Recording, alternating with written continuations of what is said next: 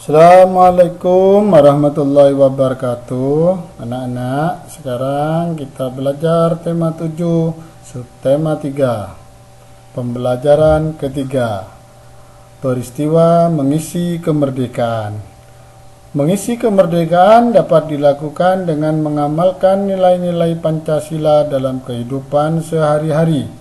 Mengisi kemerdekaan dapat dilakukan dengan mengamalkan nilai-nilai Pancasila dalam kehidupan sehari-hari. Peristiwa lahirnya Pancasila. Pancasila berasal dari bahasa Sanskerta, yaitu panca dan sila. Panca adalah 5 dan sila adalah dasar. Jadi Pancasila berarti 5 dasar atau 5 asas. Istilah Pancasila telah dikenal sejak zaman Majapahit, yaitu terdapat pada kitab Negara Kertagama, karangan Pu Prapanca dan kitab Sutasoma. Karangan Pu Tantolar dalam kitab Sutasoma, Pancasila berarti berbatu. Sendi yang 5 atau pelaksanaan kesusilaan yang 5. Jadi lahirnya Pancasila sebagai dasar negara terjadi pada saat sidang BPUPKI. Apa BPUPKI? Yaitu Badan Penyelidik Usaha Persiapan Kemerdekaan Indonesia. Yang pertama, berikut usulan-usulan dasar negara yang disampaikan oleh 3 tokoh bangsa.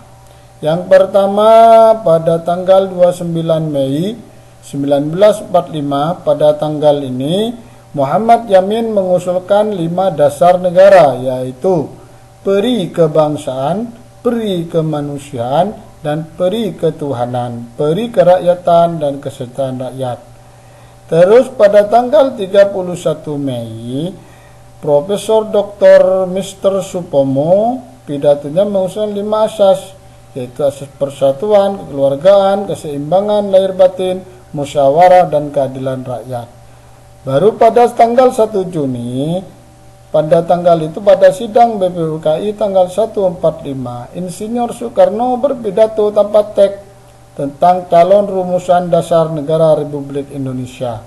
Yang pertama, internasionalisme, peri kemanusiaan, mufakat atau demokrasi, kesejahteraan sosial, dan ketuhanan yang Maha Esa. Kemudian untuk memberikan nama pada kelima dasar tersebut, diusulkanlah istilah Pancasila pada tanggal 1 Juni 1945, dianggap sebagai hari lahirnya Pancasila sebagai dasar negara.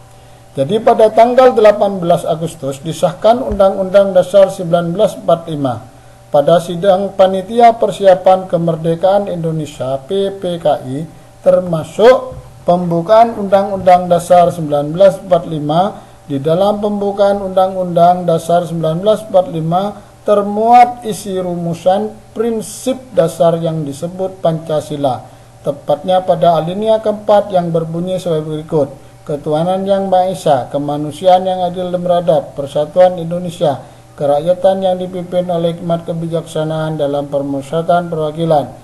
Yang 5, keadilan sosial bagi seluruh rakyat Indonesia. Anak-anak, ini tugas dikerjakan halaman 176, 177, dan 180. Jangan lupa kirim ke saya ya. Oke, peran Pancasila dalam keberagaman bangsa. Kita memiliki dasar yang kuat sehingga akan bisa menentukan sikap dan perilaku dalam menghadapi perubahan-perubahan yang terjadi. Dengan demikian, kita tidak akan kehilangan kepribadian sebagai bangsa. Pancasila sebagai dasar negara merupakan kepribadian dan pandangan hidup bangsa Indonesia.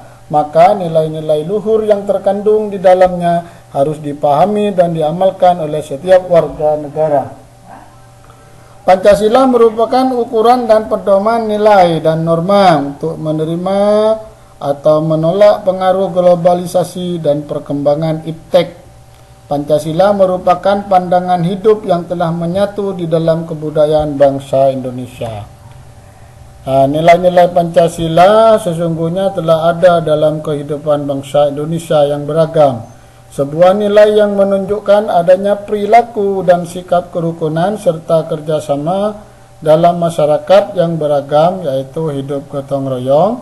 Dalam kehidupan masyarakat, kita sering menghadapi masalah yang menyangkut kepentingan bersama. Coba perhatikan contoh sebelumnya yang menunjukkan kegiatan gotong royong.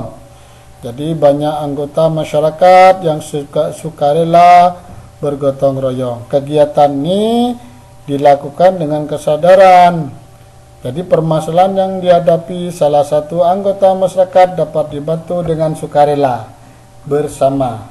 Kegiatan ini menunjukkan nilai-nilai Pancasila yang didasarkan secara sadar oleh masyarakat Indonesia untuk kepentingan bersama.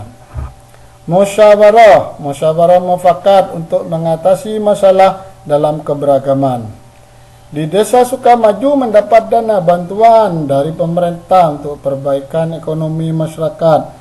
Kepala desa mengadakan rapat untuk menentukan jenis bantuan yang akan diberikan kepada warga yang tidak mampu.